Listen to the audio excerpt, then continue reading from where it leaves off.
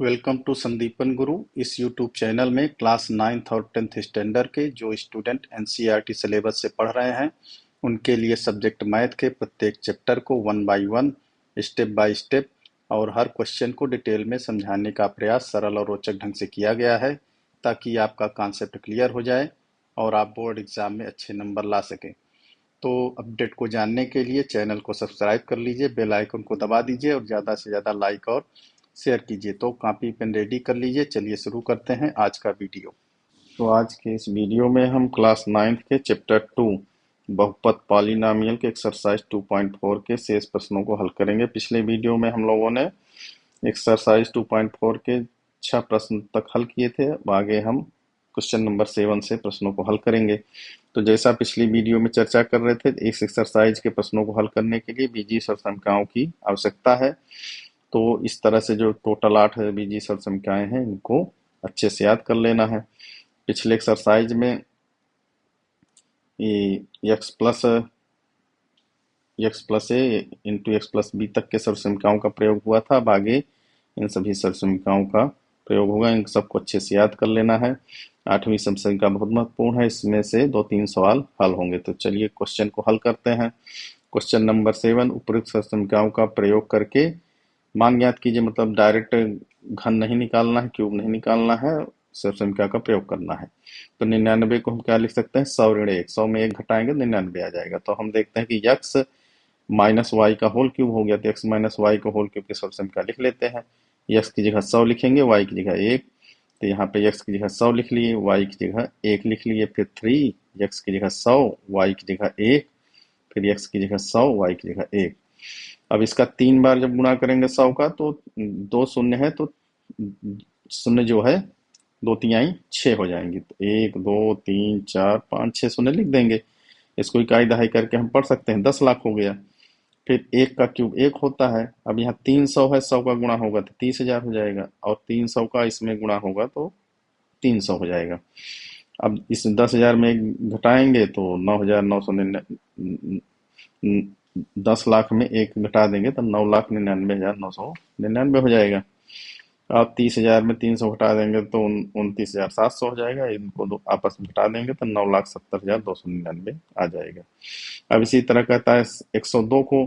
तो 102 को हम क्या लिख सकते हैं? 100 धन 2, तो एक्स धन वाई वाली सरसम क्या लगेगी? तो एक्स धन वाई का होल क्यूब लिख दिए। यहाँ एक्स की जगह 100, वाई की जगह 2 रख देंगे और इसको हल कर लेंगे। फिर इसी तरह 998 है, तो इसको 1000 माइनस 2 लिख सकते हैं। तो 1000 माइनस 2, एक्स की जगह 1000 हो गया, वाई की जगह 2, तो एक्स माइनस वाई का होल क्यूब हो गया। तो ये वाली सरसमीका लिखेंगे और एक्स की जगह 1000 लिखेंगे, वाई की जगह 2 लिखेंगे और हल कर देंगे। तो इस तरह से हमारा आंसर आ जाएगा बिना डायरेक्ट गुणा किए। अब आगे देखते हैं, कहता है प्रत्येक का गुणनखंड ज्ञात कीजिए।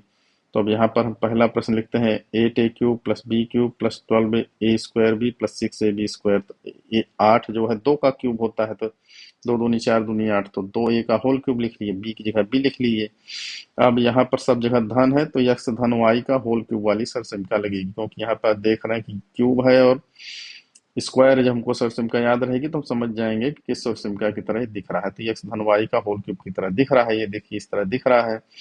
तो यहाँ पर 2a का क्यूब, b का क्यूब, यहाँ 3 लिख लिए, तो 3 लिख लिए, तो यहाँ पर 2a हो जाएगा, 2a का होल स्क्वायर। तो 2 दूनी 4 तिहाई 12 हो गया। यहाँ 6 है तो 2 तिहाई 6 आ जाएगा। अब यहाँ पर इसकी तुलना हम इस सरसंख्या से करते हैं तो देखते हैं कि a की x की जगह 2a है और y की जगह क्या है? b है। तो यहाँ पर रख देंगे x की जगह 2a, y की जगह b, तो 2a प्लस b का होल क्यूब। तो इसको 3 बार लिख लेंगे, क्यूब का मतलब होता है उसी का 3 बार गुणा, तो ये गुणनखंड मिल गया। अब दूसरा प्रश्न देखते हैं। तो दूसरा प्रश्न सेम इसी तरह है, बस इसमें चिन्ह बदल गया है। तो माइनस जहां जहां यहाँ पे देखते हैं कि माइनस आ गया है। अगर सब संख्या याद है तो हमको याद आ जाएगा कि एक्स माइनस वाई की होल क्यूब वाली सही संख्या की तरह इसमें भी 2 जगह माइनस होता है, इसमें 2 जगह माइनस है। तो 8 का जैसे हमने यहाँ पर किया था, तो 8 की जगह 2a लिख देंगे और बाकी b की जगह b है ही है। तो 2a माइनस बी का होल क्यूब हो गया, 2a minus B, 2a minus B, 2a minus B हो गया। अब इसी तरह से तीसरा प्रश्न है 27 माइनस 125 माइनस 135, ये भी एक्स माइनस वाई का होल क्यूब की तरह है। 27 को हम क्या लिख सकते हैं? 3 का वर्ग है, 3 का 9 27, और 125 5 का होता है, 5 25 5 125। फिर अब 3 निकालेंगे तो यहाँ पर 3 का वर्ग 5 ही आ जाएगा, और इसी तरह इसको भी लिख लेंगे। अब इसकी जब तुलना करते हैं तो x की जगह 3 है और y की जगह 5 है, तो x की जगह 3 लिख देंगे, y की जगह 5 है, तो इस तरह से हमको गुणनखंड मिल जाएगा। सर्वसमीकरण याद रहेगी तो आसानी से प्रश्न बन जाएगा। चौथा प्रश्न देखते हैं। ये लिखा है 64 A cube 27 B cube minus 144 A B square धन 108 है बी। 64 जो है 4 का घन होता है, 4 चौक 16 चौको 64, तो 64 को हम 4 ए का होल क्यूब लिख सकते हैं। 27 जो 3 का होता है, और इस तरह से 3 निकालेंगे तो 4 और 3 का यहाँ पे यक्स और वाई लिख देना है, जैसे यहाँ पे लिखा है इस रूप का ये बन जाएगा। अब हम यहाँ पर देखते हैं कि यक्स की जगह 4 ए है और वाई की जगह 3 बी है, बस एक्स की जगह 4 ए लिख देंगे, वाई की जगह 3 बी, और 3 बार गुणा कर देंगे, गुणनखंड निकल आया। इसी तरह ये वाला प्रश्न देखते हैं 5वां। तब यहाँ पे 27 जो है तो हम जानते हैं 3 का घन है, तो यहाँ पर लिख दिए 3 पी का होल क्यूब। अब जो 216 है 1/216, तो ये 216 जो 6 का घन होता है, तो 1/6 का होल क्यूब हो गया। अब बाकी ये इस तरह से लिख देंगे। अब ये 9/2 कैसे आएगा, यहाँ पर देखो 3 त्रिकाई 9, और ये 3 से ये कट गया तो 9/2 आ गया। अब यहाँ पर 1/4 है, तो यहाँ पर ये 6 छांगे 36 हो जाएगा, 3 त्रिकाई 9, 9 से 36 काटेंगे तो 1/4 आ जाएगा। तो इस तरह से इसको हम इस तरह लिख सकते हैं। अब इसकी तुलना करते हैं तो x की जगह 3p है, y की जगह 1/6 है, तो x की जगह 3p लिख दिए, y की जगह 1/6 का होल क्यूब, तो इसको 3 बार लिख दिए। इस तरह से यह गुणनखंड सर्वसमीकरण की सहायता से बन गया। यदि हमको सर्वसमीकरण याद है x माइनस वाई का होल क्यूब और x प्लस वाई का होल क्यूब, तो ये पांचों प्रश्न बड़ी आसानी से बन जाएगा। अब कहता है सत्यापन कीजिए कि ये जो सर्वसमीकरणाएं दी हुई हैं ये भी सर्वसमीकरण ही है। कहता है ये सरल है, इन सर्वसमीकरणों को भी आपको याद कर लेना है। अब इसको सत्यापन करने के लिए हम राइट हैंड साइड लेते हैं। यदि हल करते करते लेफ्ट हैंड साइड आ जाता है तो सत्य है, तो राइट हैंड साइड ले लेते हैं। राइट हैंड साइड लिख लिया। अब यक्स का गुणा एक बार पूरे में होगा, फिर धन है तो धन लिख दिया, वाई का गुणा पूरे में होगा तो यक्स का यक्स स्क्वायर गुणा तो यक्स क्यूब, फिर इसमें गुणा होगा तो माइनस एक्स स्क्वायर वाई, फिर इसमें गुणा होगा तो एक्स वाई स्क्वायर हो गया। फिर इसी तरह वाई का इसमें गुणा होगा तो एक्स स्क्वायर वाई, और इसमें गुणा होगा तो minus X Y square Y cube हो गया। अब यहाँ पर देखिए एक्स स्क्वायर वाई प्लस है, माइनस है, यहाँ प्लस है तो कैंसिल हो गया। यहाँ एक्स वाई स्क्वायर प्लस है, यहाँ माइनस, कैंसिल हो गया। क्या बचा, X cube plus Y cube, left hand side आ गया, मतलब यह सत्य है। इसी तरह दूसरा प्रश्न है, ये भी सर्वसमीकरण है। अब इसमें कहता है इसको सत्यापित कीजिए, तो इसका भी राइट हैंड साइड लेते हैं। तो एक बार एक्स का गुणा होगा, फिर माइनस वाई का गुणा होगा, तो उसी तरह से जैसे ऊपर गुणा किए थे तो X cube plus X square Y plus X Y square minus, अब यहाँ माइनस है तो ये माइनस होता जाएगा, minus Y X square minus X Y square minus Y cube. अब यहाँ पे देखते हैं ये प्लस है ये माइनस है तो कैंसिल हो गया, ये प्लस है ये माइनस कैंसिल हो गया, तो क्या बचा, X cube minus Y cube. तो यहाँ पे दो सर्वसमीकरण है। घनों का योग यदि है तो गुणनखंड इस तरह होता है, यदि घनों का घटाना है तो उसका गुणनखंड इस तरह होता है। इसको याद कर लेना। इस पर आधारित प्रश्न आगे हम हल करेंगे। अब जैसे ये प्रश्न आ गया 10वां, 27 वाई क्यूब धन 125 जेड क्यूब, तो ये यहाँ पर क्या दिया है, बहुपद में दिए गए बहुपद में घनों का योग है, जैसे पिछले हमने बताया यहाँ पर ये घनों का योग है, तो यही वाली सर्वसमीकरण लगेगी। तो अब यहाँ पर घनों का योग है तो इसका हम सर्वसमीकरण को लिख लेते हैं कि X cube plus Y cube बराबर होता है X plus Y into X square minus X Y plus Y square. अब ये जो है तो इसको हम 27 को क्या लिख सकते हैं, 3 वाई का होल क्यूब, और 135 जो है 5 का क्यूब होता है, पचम 25, 25 यहाँ 125 है, 135 नहीं, प्रश्न में क्या है 125 है, तो यहाँ 125 लिख लेना है। ये गलती से 135 लिख गया है, तो 135 125 किसका क्यूब होता है, 5 का, पचम 25 पंजे 125। तो अब यहाँ पे यक्स की जगह क्या है 3 वाई, और जेड वाई की जगह क्या है 5 जेड, तो यहाँ पर एक्स की जगह 3 वाई लिख देंगे और वाई की जगह 5 जेड लिख देंगे। तो ये 3 वाई का स्क्वायर और एक्स वाई है 3 वाई इंटू 5 जेड, 5 जेड का स्क्वायर। अब इसको हल कर लेंगे तो 3 वाई प्लस 5 जेड जो कहते हैं लिख देंगे, और ये 3 त्रिकाई 9 वाई स्क्वायर हो गया, ये 5 तिहाई 15 वाई जेड हो गया, और ये पचम 25 जेड स्क्वायर हो गया। तो इस तरह से ये गुणनखंड निकल आया। अब यहाँ पर जो है घनों का घटाना है, तो घनों के घटाने वाली सर्वसमीकरण ये है जो हमने यहाँ पर भी सत्यापित की है, तो इसको यहाँ लिख लेंगे। तो घनों के अंतर के लिए क्या है, X cube minus Y cube बराबर X minus Y into X square plus X Y plus Y square. अब इसको जो 64 को हम जानते हैं 4 का घन है, और 343 जो है 7 का घन होता है। तो अब क्या करना है, तुलना करने पर हम देखते हैं कि x की जगह क्या है 4m और y की जगह क्या है 7n। तो बस इसका x और y का मान रख देंगे। तो यहाँ x की जगह 4m, y की जगह 7n लिख दिए। फिर x की जगह 4m का स्क्वायर, फिर 4m into 7n into 7n का स्क्वायर। तो इसको ज्यों का त्यों लिख दिया। इसका 4 चौक 16m स्क्वायर हो गया, 4 सत्ते 28 mn हो गया, और 7 सत्ते 49 n स्क्वायर हो गया। तो इस तरह से ये गुणनखंड निकल आया। हमको ये दोनों सरसंख्याएं भी याद रखनी पड़ेगी। एक्स क्यूब धन वाई क्यूब बराबर क्या होता है, और X cube minus Y cube बराबर क्या होता है। अब चलिए आगे देखते हैं। कहता है कि गुणनखंड कीजिए 27 एक्स क्यूब धन वाई क्यूब धन Z cube minus 9xy z। तो हमारी जो सरसंख्या है एक्स क्यूब धन वाई क्यूब धन Z cube minus 3xy z की तरह दिख रहा है। तो इसी सरसंख्या का प्रयोग करेंगे। तो इसको हम इस तरह बना लेते हैं। 27 को क्या लिख सकते हैं, 3x का होल क्यूब, वाई क्यूब हाई है, जेड क्यूब हाई है, और 9 को हम 3 इंटू 3xyz लिख सकते हैं। 3 इंटू 3xyz। अब इसकी तुलना करते हैं इस सरसमीका से। तो x की जगह हमको क्या मिल रहा है, देखते हैं कि x की जगह तो 3x है, x की जगह क्या है 3x है, y की जगह y, z की जगह z है। तो लिख लेते हैं कि x बराबर 3x, y बराबर y, z बराबर z। अब ये जो सरसमीका का मान है यहाँ पर हम x y z का मान रख देते हैं।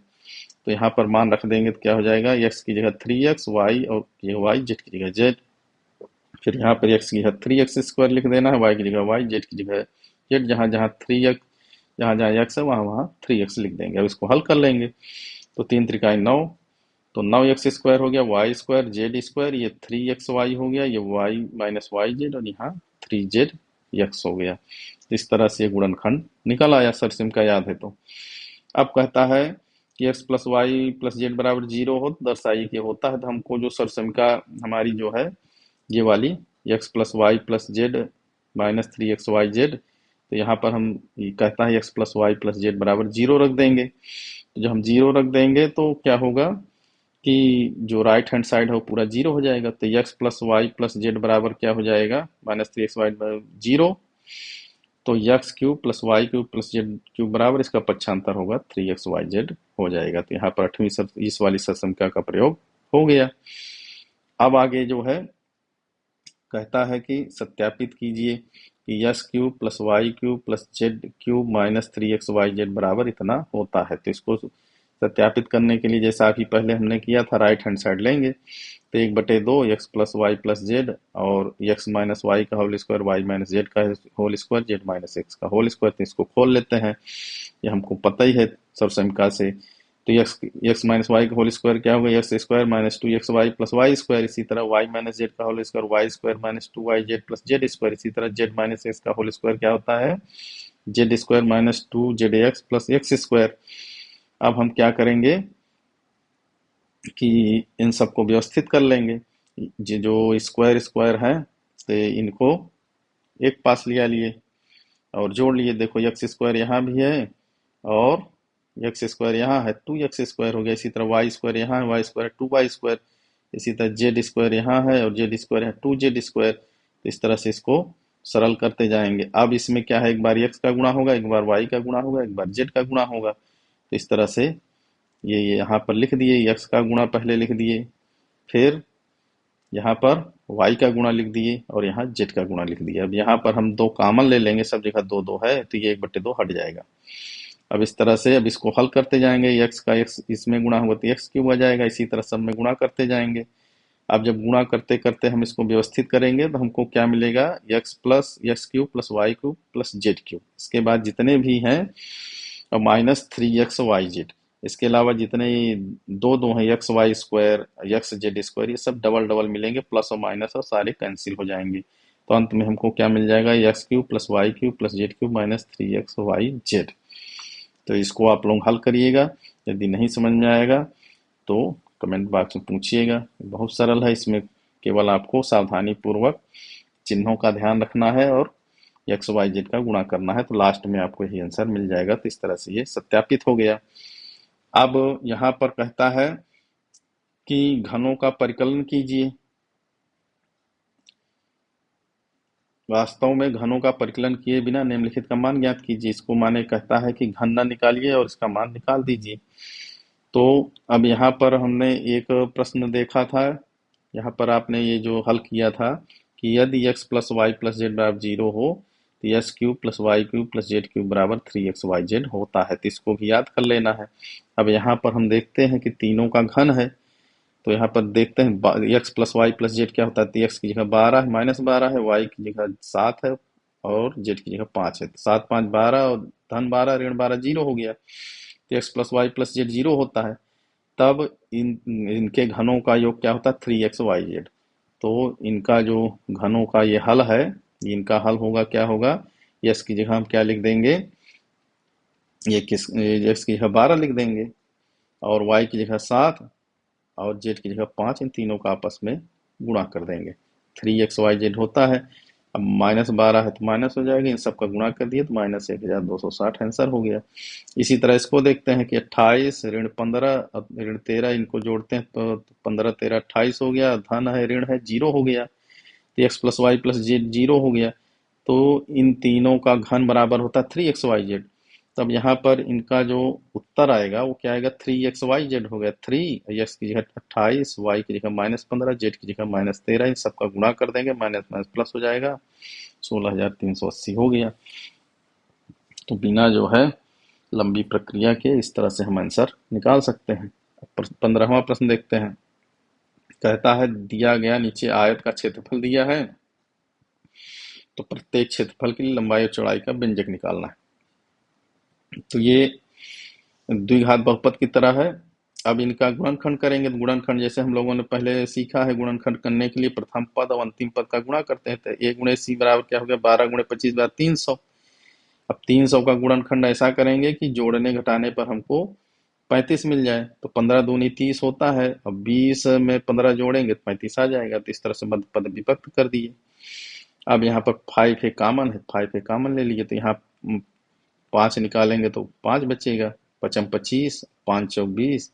यहाँ 3 निकालेंगे, 3 5 15, 5 चौक 20। 5 है -4 कॉमन है तो क्या बचा, 5 है -3। तो अतः लंबाई के लिए संभव व्यंजक ये पहला वाला लिख देंगे और चौड़ाई के लिए ये दूसरा वाला लिख देंगे। अब इसी तरह दूसरा जो दिया है इसको भी प्रथम पद और अंतिम पद का गुणा करेंगे। तो प्रथम पद अंतिम पद गुणा करने पर 420 आता है। अब इसका खंड ऐसा करेंगे कि घटाने पर क्या आ जाए, 13। तो 28 गुणे 15 420 होता है। अब इसको जब घटाते हैं तो 13 आ जाएगा। तो इस तरह से मध्य पद विभक्त कर दिए। अब यहाँ पे 7 वाई कॉमन ले लिए, 7 पना 35 और 7 चौक 28, वाई धन 4 आ गया। यहाँ पर 3 कॉमन ले लिए, 3 5 15, 3 चौक 12, वाई धन 4 कॉमन आ गया। और दूसरा क्या बच गया, 7 वाई और ऋण 3। तो इस तरह से गुणनखंड विधि से इसका हम गुणनखंड निकाल लिए मध्य पद विभक्त करके। लंबाई के लिए संभव व्यंजक पहला वाला हो गया और चौड़ाई के लिए दूसरा हो गया। तो इस तरह से जो हमने अभी पहले सीखा था मध्य पद विभाजन से गुणनखंड करना, उस विधि से गुणनखंड करेंगे और 2 व्यंजक हमको मिल जाएंगे। एक लंबाई का हो जाएगा, एक चौड़ाई का हो जाएगा। अब कहता है घनाभों के लिए जिनके आयतन नीचे दिए हैं विमाओं के लिए संभव व्यंजक ज्ञात कीजिए। तो घनाभ में कितनी विमाएं होती हैं, 3, लंबाई चौड़ाई ऊंचाई। तो हमको 3 विमाएं चाहिए। यहाँ पर हम देखते हैं 3x कॉमन है तो 3x कॉमन ले लिए। तो यहाँ पर क्या बचा x, यहाँ क्या बचा, 3 चौक 12, 4 बचा। तो अब यहाँ पर हम देखते हैं एक हो गया 3, दूसरा x, तीसरा x -4, 3 विमाएं मिल गई। अब दूसरा दिया है 12 के वाई स्क्वायर धन के वाई -20 के। अब यहाँ पर के कॉमन निकाल लिए तो अंदर बच गया 12 वाई प्लस वाई -20, द्विघात बहुपद हो गया। अब इसका हम गुणनखंड वही मध्य पद विभक्त विधि से निकालेंगे। तो प्रथम पद अंतिम पद का गुणा करेंगे तो 12 गुणे 20 240। अब इसका गुणनखंड ऐसा करेंगे कि जोड़ने घटाने पर हमको यहाँ पर मध्य पद में क्या है, y है 1 है तो हमको 1 मिल जाए। तो 16 गुणे 15 कर देंगे। तब इस तरह से इसको लिख लिए। अब यहाँ पर हम 4 कॉमन ले लेंगे, देखते हैं दोनों में 4 कॉमन है, 4 वाई। तो 4 वाई कॉमन निकाले तो 3 चौक 12, 3 वाई बचा, 4 चौक 16, 4 बचा। यहाँ पर भी 5 कॉमन ले लेंगे, दोनों में 5 कॉमन है तो 5 तिहाई 15 और 5 चौक 20। अब 3 वाई धन 4 यहाँ भी है, 3 वाई धन 4 यहाँ भी, 3 वाई धन 4 कॉमन ले लिए। तो क्या बच गया, 4 वाई -5। अब 3 विमाएं हमको मिल गई, एक तो k हो गया, दूसरा 3y धन 4 हो गया, चौथा 4y माइनस 5 हो गया। तो इस तरह से मध्य पद विभक्त विधि से गुणनखंड करके हम इन आयतनों की विमाएं ज्ञात कर लेंगे। तो यदि आपको सरसमिका याद रहेगी और पीछे जो कुछ पढ़ा है वो सब याद रहेगा तो आप आसानी से प्रश्नों को हल कर सकते हैं। तो इस तरह से आपका एक्सरसाइज 2.4 समाप्त हो गया है। अब अगले चैप्टर और अगली एक्सरसाइज के साथ हम अगले वीडियो में मिलेंगे। तब तक आप लोग मन लगा के पढ़ाई करिए और जो प्रश्न नहीं बन रहे हैं उसको कमेंट बॉक्स में पूछिए। तो तब तक मन लगा के पढ़ाई करिए, फिर मिलते हैं। धन्यवाद।